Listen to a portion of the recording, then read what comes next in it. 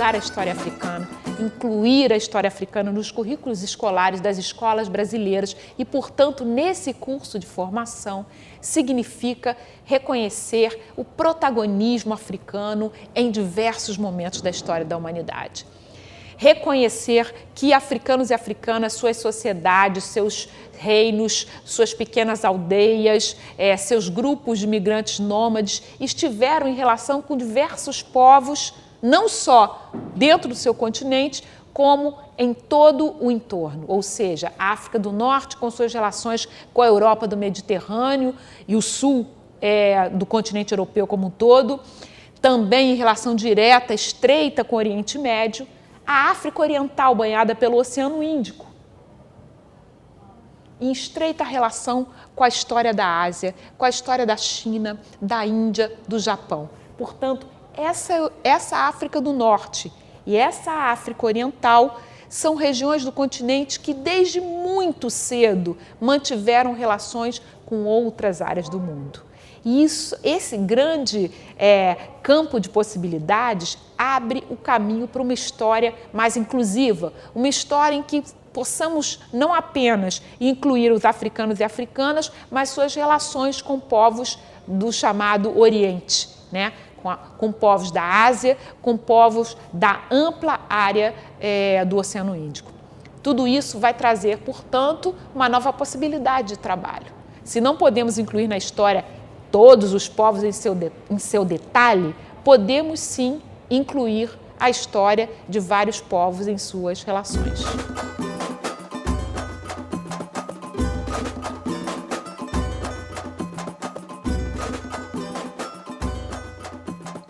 Estudar a história da África numa perspectiva ampla e panorâmica permite também combater, questionar a ideia de que a África era um continente isolado, um continente escuro, um continente perdido, um continente ignorado, a terra incógnita dos europeus antes da chegada desses pelo litoral atlântico. Portanto, o continente africano manteve e mantém estreitas relações com toda uma área do mundo que não constava dos compêndios europeus como sendo uma área ativa e importante até as chamadas grandes navegações do século XV.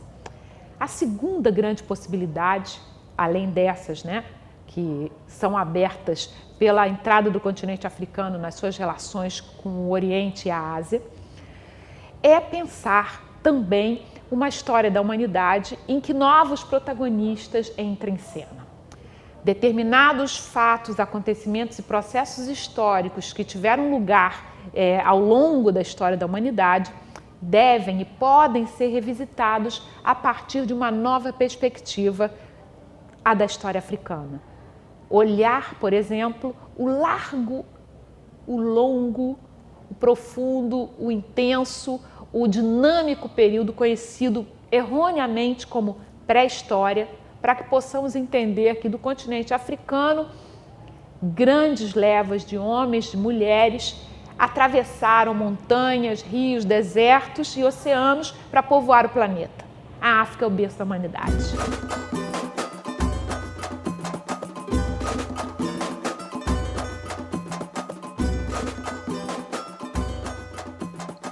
Do continente africano saíram os primeiros grupos humanos a povoar o planeta. E isso todas as pesquisas até agora confirmam, né?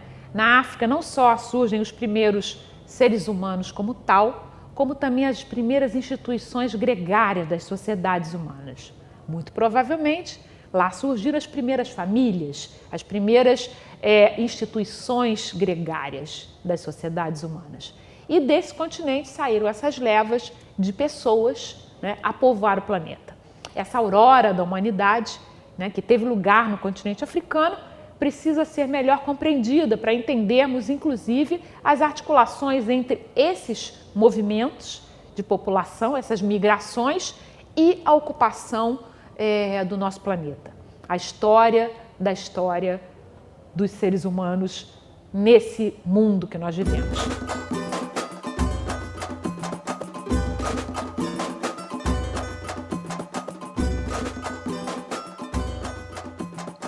Ao seguirmos mais adiante, se pensarmos na história da antiguidade, o continente africano tem todo um papel a ser ressaltado.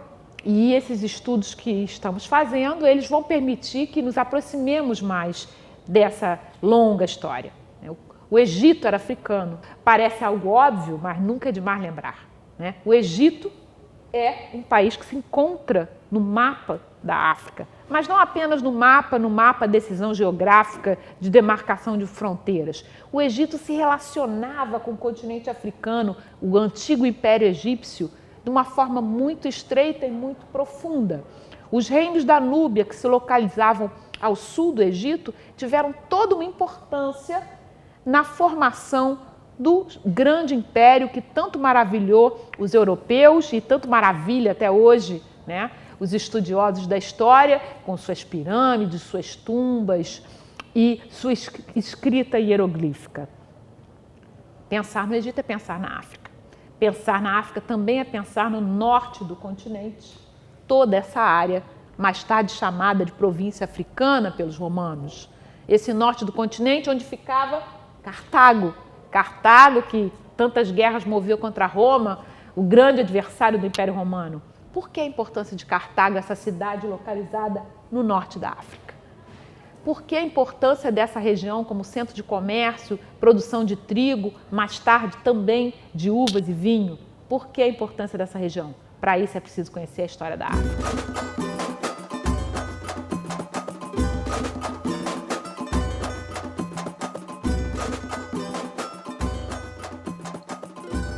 Bem mais adiante ainda, nós vamos ter as levas de expansão muçulmana, que saem da Ásia e caminham pelo norte da África, cruzam o Estreito de Gibraltar e ocupam o sul da Europa. A partir do século VII até o século XV, os chamados mouros norte-africanos, por definição, ocupam o sul da Europa, ocupam o norte da África, no grande período conhecido como do domínio muçulmano, que, muito além de ser árabe, era norte-africano. A história africana, durante a chamada Idade Média Europeia, para usarmos um marco temporal que já é conhecido, esteve em estreita relação com todo esse chamado mundo conhecido, né? No continente africano, mais especificamente aqui na África Ocidental, desenvolveram-se sociedades com núcleos de poder centralizado, fundaram-se reinos e também grandes cidades que comerciavam pelas rotas transsaarianas com o norte do continente, com o sul da Europa e com o Oriente Médio, nas grandes rotas de longa distância. O comércio de longa distância movimentou o Oriente, movimentou o sul da Europa, as cidades italianas, portanto, todo esse mundo em torno do mar Mediterrâneo e nas grandes redes de comércio que chegavam até a China, a Índia, o Japão, levando e trazendo produtos, mercadorias, ideias, tecnologias, informações. E o continente africano não estava fora dessa história, está dentro dessa história. Portanto, recuperar a história da África significa também conhecer melhor esse período da história da humanidade, dessa parte da humanidade.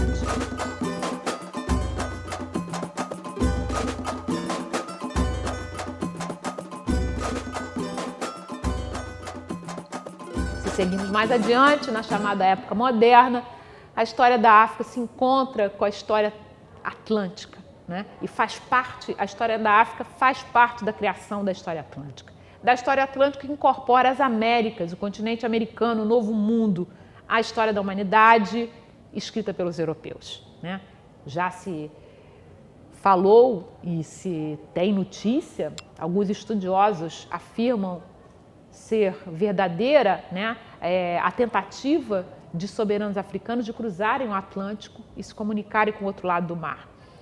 No México, lá estão as cabeças olmecas para colocar mais forte essa dúvida. Houve viagens anteriores às grandes navegações europeias entre o continente africano e as Américas? Vale pesquisar. Os nossos estudos sobre a história da África permitem pensar essa história africana na criação da história atlântica de uma forma muito ativa. O tráfico atlântico de africanos e africanas escravizados é, sem dúvida, um grande motor desse período da história, da época moderna.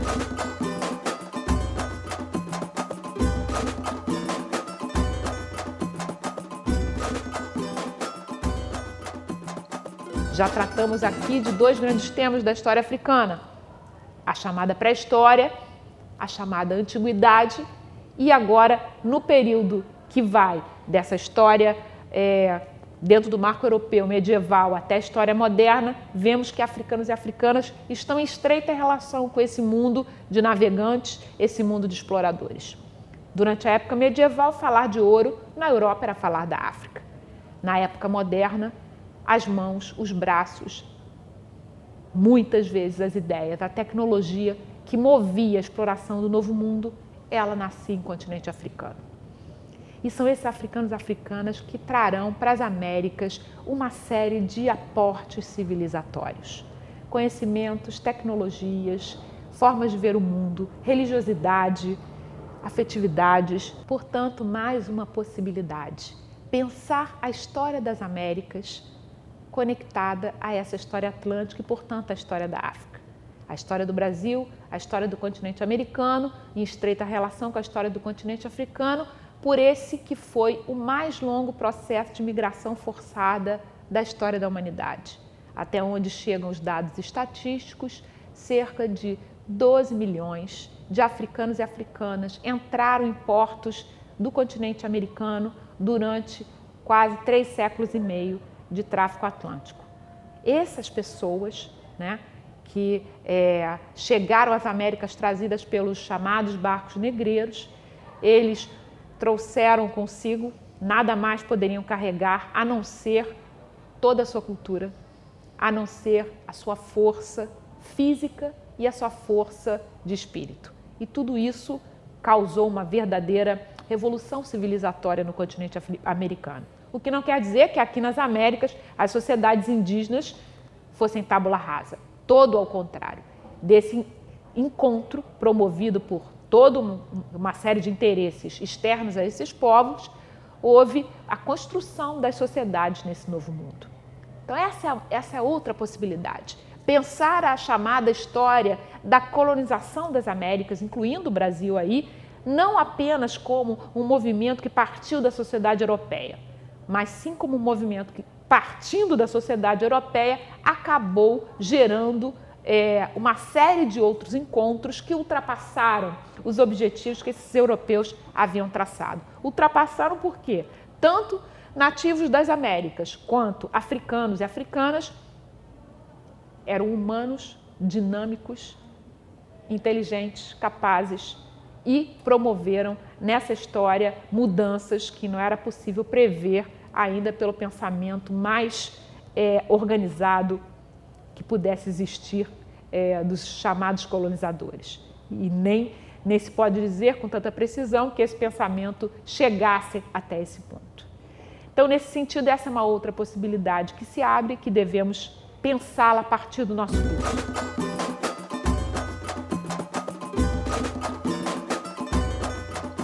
Então, aí enfrentaríamos uma quinta possibilidade, enfrentaríamos no sentido de encararíamos, poderíamos ver uma quinta possibilidade no estudo da história africana, refletindo-se nas nossas salas de aula, na nossa formação e na formação dos nossos alunos, que seriam as lutas pela liberdade no século XIX. Lutas essas que começam desde o século XVIII, lutas essas que têm a ver com a história do Caribe, o Caribe que se levantava desde finais daquele século contra o colonialismo, contra a escravidão.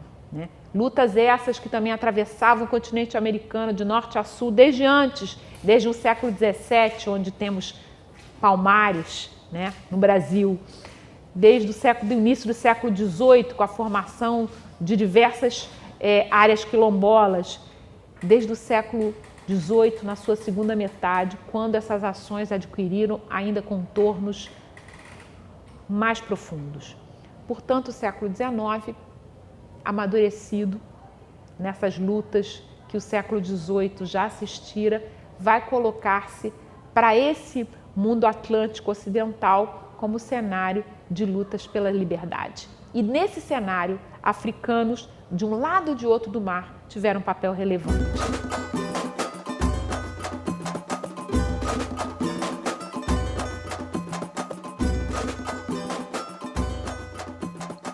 Este seria o sexto campo de possibilidades, o século XX, o colonialismo e as lutas de libertação e a luta anticolonial. Claro, junto a elas, a negociação, junto a elas as novas articulações do capitalismo internacional com as forças no interior do continente africano, as novas articulações dos poderes políticos locais com a criação dos chamados Estados Nacionais, a definição das fronteiras dos países africanos, tal qual as vemos hoje, e que é recente, é do século XX. Toda uma série de temas, portanto, que esse conhecimento sobre a história africana no século XX abriria para nós, educadores, para nós, professores.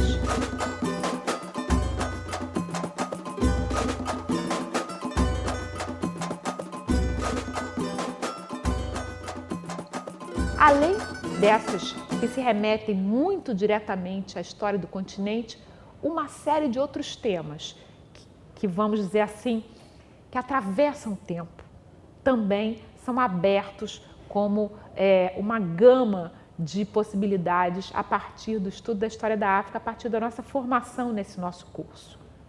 Um grande tema que são as relações entre as comunidades que formaram núcleos de poder centralizado e comunidades nômades, comunidades dispersas em pequenas comunidades. Nós acostumamos sempre, e tem a ver com a nossa formação herdeira, né, do eurocentrismo, a nossa formação a partir do modelo de Estado Nacional Europeu, de que as grandes formações centralizadas, os grandes núcleos de poder centralizado são indicativos de civilização. E que as aldeias dispersas, as comunidades nômades, as unidades mais fragmentadas, que seriam um sinal de atraso, de falta de desenvolvimento. Nada mais longe da verdade. No continente africano, grupos, sociedades, comunidades, durante séculos viveram de uma forma distante do poder centralizado em grandes unidades territoriais. E isso só quer dizer que essas comunidades desenvolveram essa forma de vida como a sua forma de vida. Desenvolveram essa forma de vida como a sua relação com a natureza. Desenvolveram essa forma de vida como o seu caminho para o desenvolvimento. Essa ideia deve fazer parte também das nossas discussões numa visão transversal de longa duração da história. Por que pensar que somente os grandes grupos, né, conglomerados, os grandes núcleos de poder representam um sinal de civilização? Por que não pensarmos nessas possibilidades mais dispersas e menores como escolhas de desenvolvimento? Qual é a história desses grupos no continente africano? Por que esses grupos tantas vezes foram combatidos, dizimados, expulsos de suas terras? Qual será essa relação com o meio ambiente, com a terra, com a água que esses grupos têm durante milênios de vida e que têm a nos ensinar? Esse seria um grande tema, um tema que atravessaria os séculos, a relação com esse meio ambiente dessas comunidades em grupos menores. Hoje, nós que vivemos em grandes cidades, acreditamos que esse é o único modelo a viver. Vamos olhar para a África e discutir e pensar em outras formas e conhecer outras formas.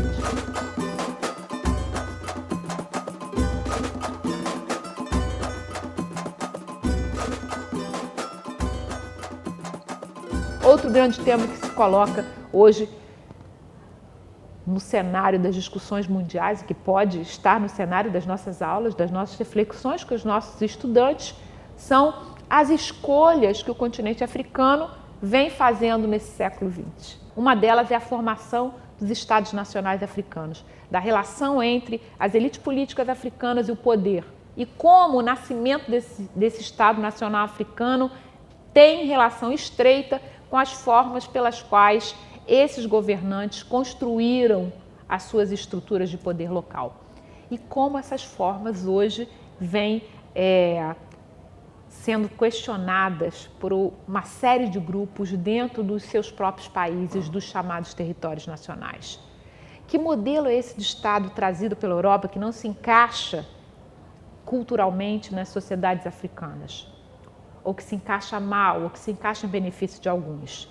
Será que repensar esse modelo não seria uma forma de repensarmos também o nosso próprio modelo, nós, as sociedades do novo mundo?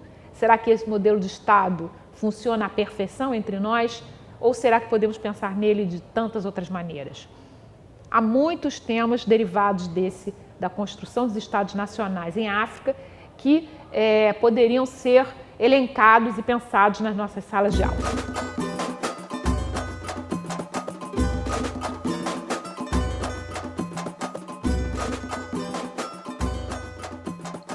Também poderíamos pensar muito contemporaneamente, né, na relação entre globalização e a sobrevivência de algumas sociedades no continente africano. Quando nós pensamos na sobrevivência dessas sociedades, não pensamos apenas, pobres grupos africanos que não têm como viver no mundo moderno. Vamos pensar quantos africanos e africanas estão entre nós. Por exemplo, aqui no Brasil. Será que todos nós acreditamos que a pobreza, as dificuldades são apenas do outro lado do mar? Será que a gente não vai conhecer melhor sobre as nossas impossibilidades e as nossas dificuldades se aprendermos a olhar de uma forma mais ampla?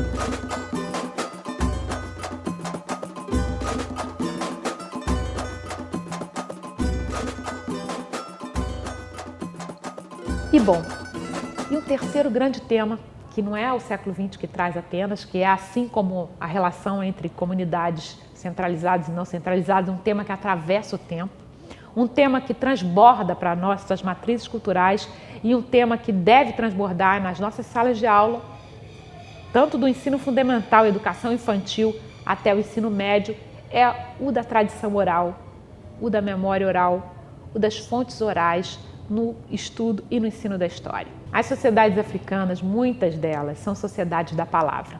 E a palavra é memória viva na África.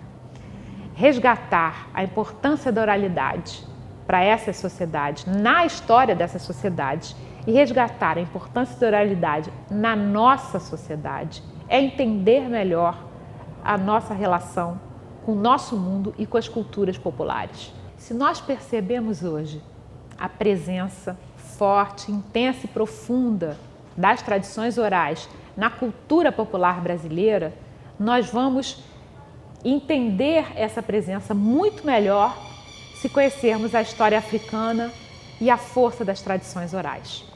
Portanto, vamos entender melhor o Brasil, melhor a cultura brasileira, melhor as tradições da música popular brasileira, melhor as tradições das manifestações culturais brasileiras, se compreendermos a sua estreita conexão com a África, com a história da África, com a história das sociedades africanas. O Brasil vai se revelar mais inteligível, mais compreensível, né? E muito mais intensamente africano se nós conhecermos mais a história da África. Portanto, a história do mundo, né? A história de vastas legiões de humanos esteve sempre conectada com a história africana. E as sociedades africanas estiveram desde longa data presentes, ativamente presentes em diversos momentos da história do mundo.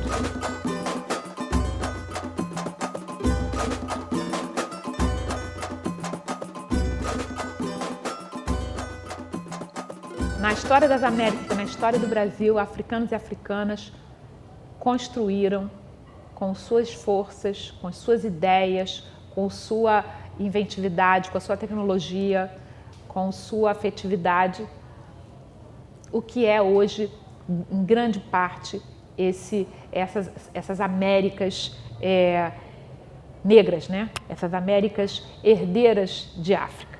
O Brasil, em especial, tem uma relação de longa data com o continente africano, em grande parte provocada pela longa história do tráfico atlântico.